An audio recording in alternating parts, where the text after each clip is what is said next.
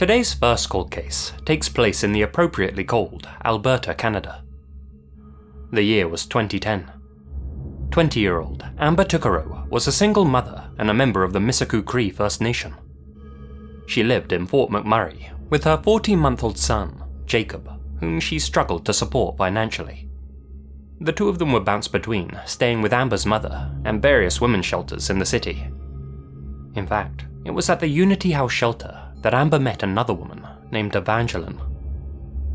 Despite only knowing each other for 2 weeks, Amber and Evangeline agreed to go on a trip together, and on August 17th, the two of them and Jacob caught a 1-hour flight to the province's capital, Edmonton. After their plane landed, the trio checked in to the Nisku Place Motel, a cheap rest stop across the road from the airport, but a fair distance from the city itself, about 27 kilometers south. The following day, at approximately 8 p.m, Amber left her son in the care of her new acquaintance, Evangeline, and exited the motel to head into Edmonton.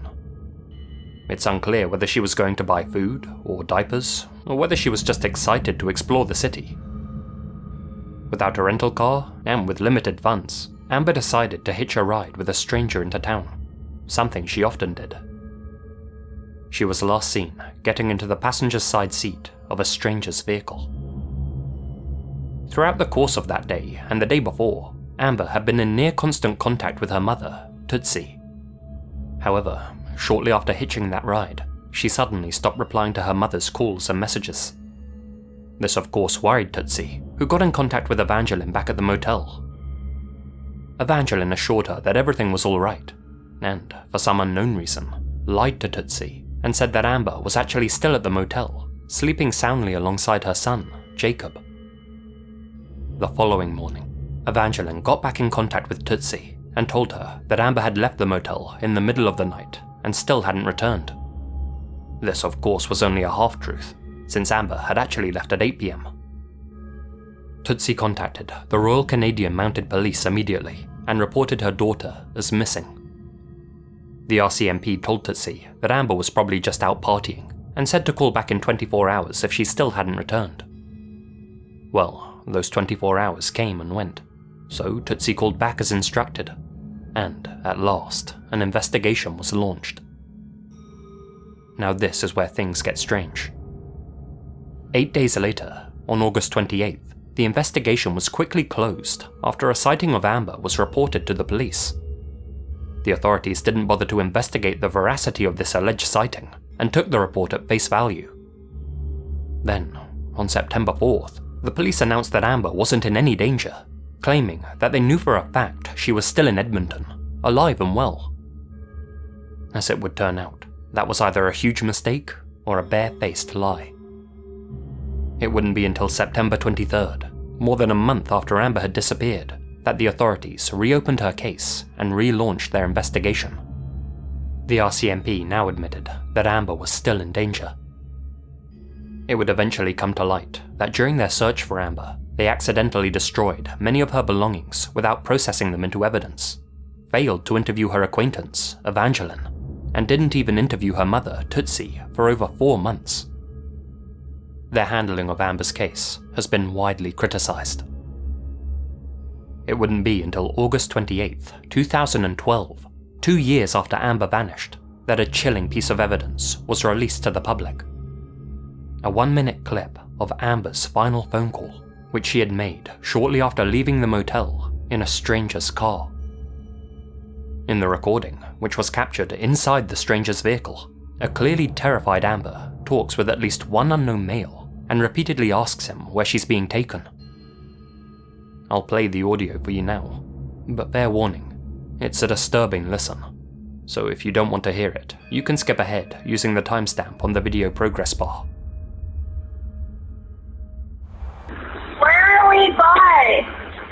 We're just heading south of Beaumont, or north of Beaumont. We're heading north of Beaumont. Yo, where are we going? No, this is a... Are you fucking kidding me? You better not be taking me anywhere I don't want to go. I want to go into the city. Jeez. Yo, we're not going into the city, are we? Our we're going. No, we're not. Yes. Then where the fuck are these roads going to? 50th Street. 50th Street. Are you sure? Absolutely. No, where are we going? 50th Street. 50th Street. 50th Street. East, right? East. Over now. Bravo. Bravo.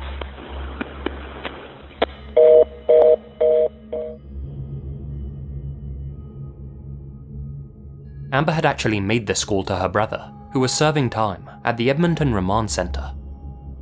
She knew that in Canada at the time, all calls to incarcerated prisoners were recorded. As such, the system saved the entire 17-minute conversation. The RCMP have only ever released 61 seconds of that call. At the same time they released it, they also announced that Amber had most likely been the victim of a homicide, and that she had likely died shortly after getting into the stranger's vehicle. Why they had previously announced that she was alive and well in Edmonton remains a mystery. Coincidentally, and some might say suspiciously, just 4 days after this audio was released to the public, Amber's remains just so happened to be discovered on a rural property near Leduc. Horseback riders happened upon her bones. This property was about a 17-minute drive away from where Amber had hitched her ride. 17 minutes. The same length of time as her final phone call. She was most likely slain just after the call ended, either inside the perp's vehicle or just outside it. Since the end of that call still hasn't been released, it's entirely possible that Amber actually recorded the audio of her own murder. To this day, the identity of the man who took her life remains unknown, though some claim they can actually hear 2 separate male voices in the audio recording. So obviously, there are a huge number of unanswered questions related to this case. For example, we don't even know why Amber and Evangeline flew out to Edmonton in the first place. There are those who believe that the pair were actually involved in prostitution and travelled out to the big city to meet clients. They were both struggling financially after all. Perhaps Amber just got picked up by a psycho. I'm not sure I buy that explanation. Why would Amber bring Jacob with her if she was flying out to Edmonton to sell her body? She could have easily left him with Tootsie back in Fort McMurray. Some have suggested that Evangeline was in some way responsible for Amber's demise, given that she lied to Tootsie about her whereabouts the night she disappeared. That's certainly suspicious. However, it's possible she only lied in order to not send Tootsie into a panic. Perhaps she thought Amber might return from Edmonton in the early hours. Seeing how Evangeline was, bizarrely, never interviewed by the RCMP, it's hard to draw any definitive conclusions. Regardless, she was never considered a person of interest in this case. In my opinion, the most likely theory is that Amber was picked up by a still unidentified serial killer that specifically targeted Indigenous women. That may sound like a stretch to some people, but the grim reality is that Indigenous women in Canada are statistically much more likely to be the victims of violent crime. They make up just 3% of the country's population, but 10% of its murder victims, and more than half of their murders go unsolved. Due to the high rate of poverty that Native women face in Canada, many of them turn to hitchhiking as a means of travel. For any wandering serial killers, that makes them easy prey. Just 49 miles north of where Amber was last seen, you'll find the infamous Highway of Tears, a stretch of road on which countless Indigenous women have been picked up, kidnapped, and slain. To support this theory even further, between 2002 and 2015, the bodies of 3 other Indigenous women were found in the exact same small area where Amber was discovered. They were Edna Bernard, Katie Ballantyne, and Dolores Sproud. Just like Amber, all 3 of them had been hitchhikers and were last seen getting into a stranger's vehicle. If a random serial killer is the one to blame for Amber's death, his identity is yet to be uncovered, and there's every chance that he's still out there, casing Alberta's cold and lonesome roads, searching for more victims. In 2019, the RCMP officially apologized for their terrible handling of Amber's case. Many have speculated that their shoddy police work was due to Amber's ethnicity. Just before we go on to the next case, today's video is sponsored by Stamps.com. If you run a small business, then you know how important time management is.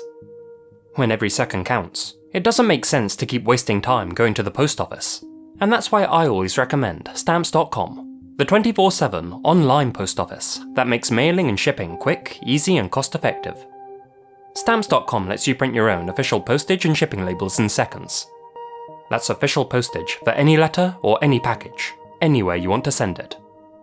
Their software lets you access all of the post office and UPS shipping services you need, and automatically selects the best USPS delivery options based on price, package size, weight, and required delivery date. Stamps even work seamlessly with Shopify, Amazon, Etsy, eBay, and more. Personally, I love using Stamps.com for my business because of the amazing savings I can make. We're talking up to 30% off USPS rates and 86% off UPS. Save more of your time and money by heading over to Stamps.com/LazyMasquerade. Sign up for a special offer that includes a 4-week trial, free postage, and a digital scale. No long-term commitments or contracts, just hassle-free postage on demand. Again, go to Stamps.com/LazyMasquerade and take advantage of that 4-week trial, free postage, and digital scale.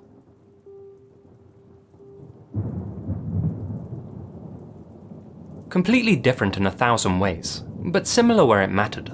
Colin Schultz, 24, and Crystal Turner, 38, were an unconventional match made in heaven. Where Colin was tall, young, and very much into stereotypically feminine things, Crystal was shorter, older, and more concerned with motorbikes and red meat. But as the old adage goes, opposites attract, and their personalities just complemented one another's. One thing that united them was that they were both free spirits. Nomads, in fact. They actually lived out of their van and drove from campsite to campsite, never settling in one spot for too long. Their bond was bulletproof, and, in Colin's own words, she credited Crystal with saving her life. Prior to their meeting back in 2019, Colin was going through a very dark period. Her brother, Makian, had only recently lost his life after knocking on a friend's window in the middle of the night. His friend mistook him for a burglar and shot him through the window. She had also just gotten out of an abusive relationship and was struggling to recover, mentally and emotionally. When she met Crystal during a hike in Moab, Utah, the two instantly bonded over their love of nature, as well as their mutual, troubled pasts. Crystal herself had struggled with addiction and homelessness prior to meeting Colin. Needless to say, they both helped to raise each other up. They married in a treehouse on April 20th, 2021, vowing to spend the rest of their lives together. An amount of time much shorter than anyone expected. Just 4 months later, on August 13th, both Colin and Crystal were at Woody's Tavern in Moab, socializing with some friends. Surveillance footage shows the newlyweds at the bar, laughing and joking around. During that time, Colin told her friends about a creepy man who had been lurking around their campsite and bothering them. She didn't elaborate much further, and only said that they were planning on moving to a different campsite to get away from him. Ominously, Colin also sent a text to another friend, and, in a jokey manner, said that, quote, "If anything happens to us, we were murdered." The couple were last seen that night, leaving the bar at 9:30 p.m. The following morning, both Colin and Crystal failed to turn up for work. After several days with no contact, Colin's father, Sean Paul, called up one of their friends, a woman named Cindy, and asked her to check up on the pair of them, make sure everything was okay. Cindy began searching for the two missing women around Utah's LaSalle Mountains. On August 18th, she was making her way down to a creek whilst on the phone to Sean Paul. "I saw a body in the water, and I immediately turned away," said Cindy. "And I just kind of shut down inside. And I started rambling apparently, talking about the water, how pretty it was, what a beautiful location it was. I finally convinced myself that I had to look and confirm that there was a body there, because I wanted it to be logs or tree limbs, you know. Anything but what I was seeing. I finally turned around and looked, and I said, "Sean, I found a body." Sean Paul's worst fears were confirmed right there and then. Lying face down in the creek was Colin. He had just lost a second child. Crystal's remains were discovered nearby soon after. They had both been shot multiple times, mostly in their backs, suggesting that they had tried to run from their killer. They were both found undressed from the waist down, though there was no evidence of any SA. Detectives combed the scene and the couple's campsite. Nothing appeared to have been stolen, and after a short investigation, they announced that the wider public weren't in any danger. Many believe they only made that announcement as not to deter tourists. A private investigator would later reveal that the police actually had an audio recording of the slayings that they were keeping secret. According to the PI, the audio had been recorded at 11:35 AM on August 14th, the morning after Colin and Crystal were last seen, and clearly featured the sound of gunshots and female screams. It's unclear how the authorities came into possession of this audio, or indeed who recorded it, but after the PI made that announcement, the police confirmed that the audio did indeed exist. It's yet to be released to the public. Still, even without hearing it, it tells us that the two women weren't slaughtered under cover of darkness after leaving the bar, but actually in broad daylight. Suspiciously, a young woman by the name of Gabby Petito had also been killed in that same camping site the very same month that Colin and Crystal were slain. Her life had been taken by her fiancé, Brian Laundrie, while the pair of them drove around the country and lived out of their van. Brian penned a confession in his notebook before ending his own life a month later. The parallels between these two cases led the police to focus on Brian as a suspect in Colin and Crystal's slayings, though, unbelievably, there was absolutely no evidence that linked him to their deaths. The fact that both incidents took place around the same time, in the same location, was simply a coincidence. So, who did kill Colin and Crystal? And why? Well, we don't know for sure just yet, but in May of this year, a huge announcement was made by the authorities. Adam Pinkusevich, a man who worked at the same McDonald's as Crystal, was formally identified as a suspect in the case. Pinkusevich had confessed to a friend that he was the one who had killed the newlyweds, a confession that has only just been brought to the police's attention. Now, whack jobs have been known to give false confessions in the past, but Pinkusevich actually mentioned details about the slaying that were only known to the investigators. What's more, he's confirmed to have been in the LaSalle Mountains at the time of the incident. If Pinkusevich is the man responsible, then unfortunately, he escaped justice, at least in court. Within weeks of the slayings, he fled Utah and actually ended his own life. As of right now, the case is officially still open, but with this new breakthrough, the creepy man that Colin mentioned may have finally been identified. We can only hope that that is the case, and that both of their families can find some closure. Keep an eye out for updates.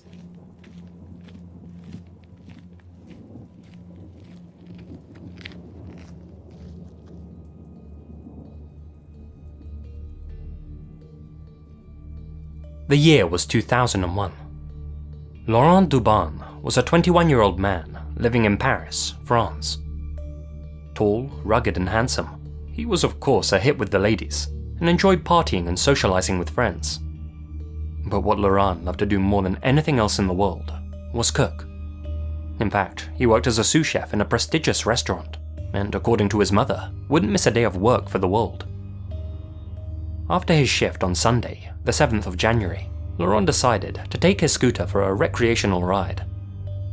He went out to Issy-les-Moulineaux, a relatively safe commune just outside of Paris. But during Laurent's trip, something terrible happened, and to this day, detectives are still trying to piece together what exactly that was. At approximately 6 PM, Laurent attempted to call a female friend of his, but she didn't answer her phone. As such, he left a message on her answering machine, one which people still debate the meaning of. With an apparently nervous tone, he simply said, "C'est chaud, je te rappellerai." So, "je te rappellerai" means "I'll call you back." But where the debate comes in is with "c'est chaud" and what exactly Laurent meant by that. Literally speaking, "c'est chaud" means "it's hot," but given the context, he more likely meant "things are sketchy, things are bad," or "there's trouble going down." I've seen other people say it could also mean something like "things are complicated right now," or "it's more difficult than I expected." Any French speakers, feel free to chime in. Whatever he meant by "c'est chaud," this message was the last time anyone ever heard from Laurent Debarn. After that, he disappeared from the face of the earth and was never seen again. His body has never been found, and strangely, neither has his scooter. His passport was found inside his apartment, and he never made any withdrawals from his bank account after making that final call. Now, the police in France don't actually investigate missing person cases unless there's evidence that the person is in some form of danger. Otherwise, they prioritize a person's right to disappear without telling anyone over a family member's right to find them. In this case, however, they determined that Laurent hadn't willingly vanished, and a search for the young man began very soon after he went missing. To begin with, the police tried tracking Laurent's phone, but unfortunately, that led nowhere. It last pinged at 6 PM in Issy-les-Moulineaux after he had called his friend and left his message. After that, the device was either immediately turned off, ran out of battery, or was destroyed. It's not known what exactly Laurent wanted to tell his friend over the phone, or why he tried to contact her in particular, and not someone else. He may have just been returning a missed call, or he may have known that he was in imminent peril and phoned the one person that he thought would pick up, perhaps even the one person whose number he had memorized. This was 2001 after all, and mobile phones were still relatively primitive and uncommon. Either way, the friend he called has since been interviewed, and according to them, they know nothing about what happened to Laurent or why he left that final, cryptic message. It's also not known if Laurent drove out to Issy-les-Moulineaux for some other reason other than a relaxing drive. For example, there are some people online who say that "c'est chaud" is a phrase used in drug deals. In that context, "c'est chaud," or "it's hot," means that you can't buy or sell right now. This has led some to speculate whether Laurent was involved in the buying or selling of illicit substances. They argue that his friend must actually know more than she's letting on, but is just playing dumb in order to cover her own derriere. Perhaps Laurent was going to buy some product for her. Perhaps that deal went bad. That's all entirely speculative, of course, but given the use of the phrase "c'est chaud" and his love of nightlife, it's entirely possible. There are, of course, numerous other theories about what happened to Laurent that fateful night. He may have simply fallen into the Seine River, or was accidentally killed by another motorist who hid his remains and scooter in a nearby forest. Of course, there are those who say that he simply went missing of his own accord, but I think that's extremely unlikely. The sad reality is, Laurent probably had a violent encounter with someone, either a mugger or an aggressive stranger, or yes, even a dealer, and they ended up taking his life and disposing of the evidence. As it stands, the authorities have questioned everyone with a connection to Laurent. They've searched the Seine River and countless vacant buildings in the area. They've put up posters throughout Paris, appealing for information. Still, no trace of Laurent or his scooter have ever been found. With no leads and no new evidence being uncovered for the past 20 years, we'll likely never know what exactly happened to Laurent, or what exactly he meant when he said, "C'est chaud."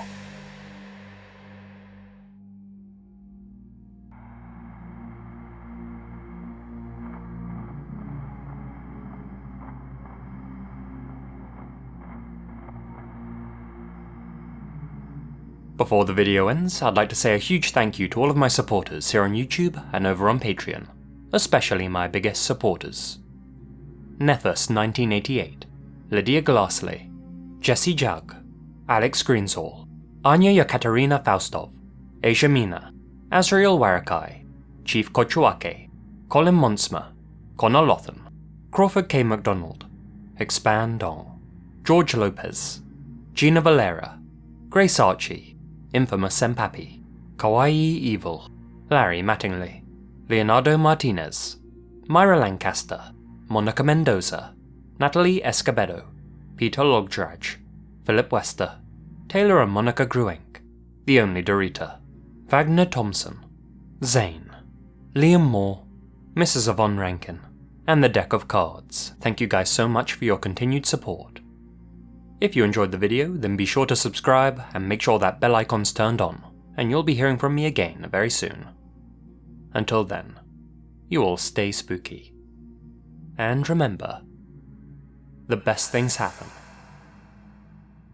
in the dark.